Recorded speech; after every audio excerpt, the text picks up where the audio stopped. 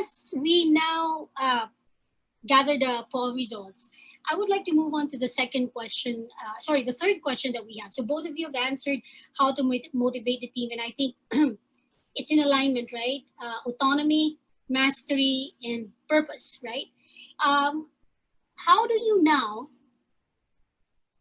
ensure the safety and job security of the people working for you in this environment where will AI take my job, or if the business contracts any further, will I lose my job? I mean, I think that's a number one question for a lot of people now, right?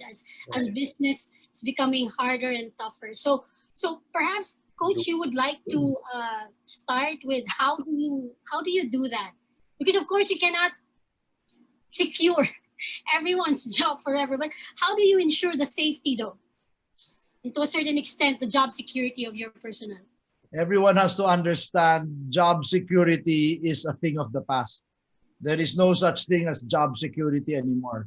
Before, in our ancestors' time, when you graduate, you can look forward to finding the company you want, staying there for 25, 30 years. You get a gold watch upon your retirement. That's it.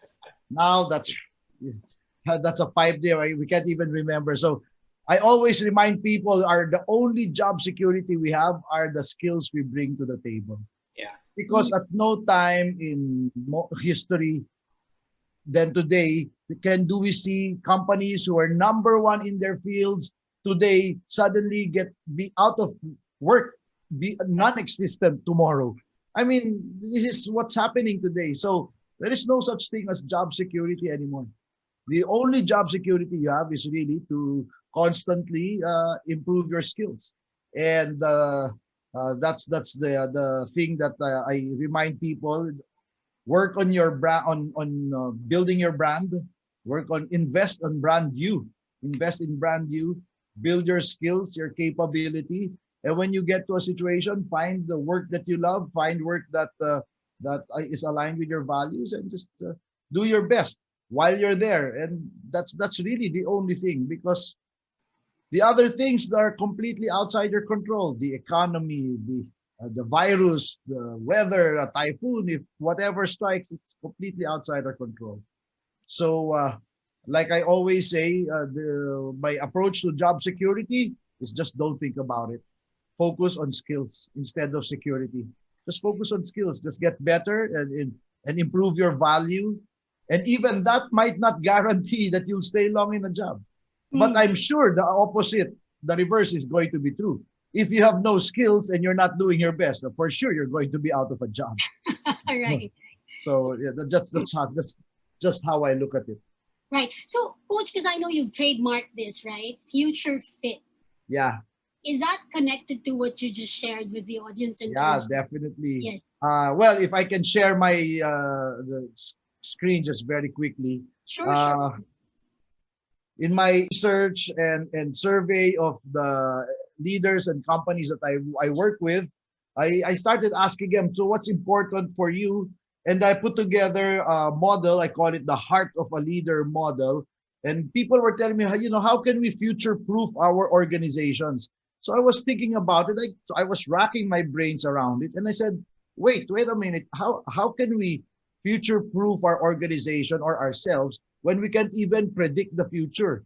I mean, look at where we are today. Who would have thought in January, February of this year that we will be right here where we are now, right?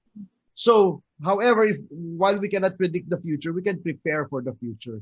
And for me, that is the essence of being future fit. The future fit leader is comfortable in the discomfort. The future fit leader is courageous enough to make decisions amid the uncertainty. And the future fit leader is able to engage the heart of their people. And that's why I came up with this framework out of 35 years in my career of, I've won some championships, some awards, but I've lost a lot of games. I've been fired from my job 3 or 4 more times than I care to remember. And so I put together a model which I feel encompasses what being a future fit leader is. And the foundation of that is physical health.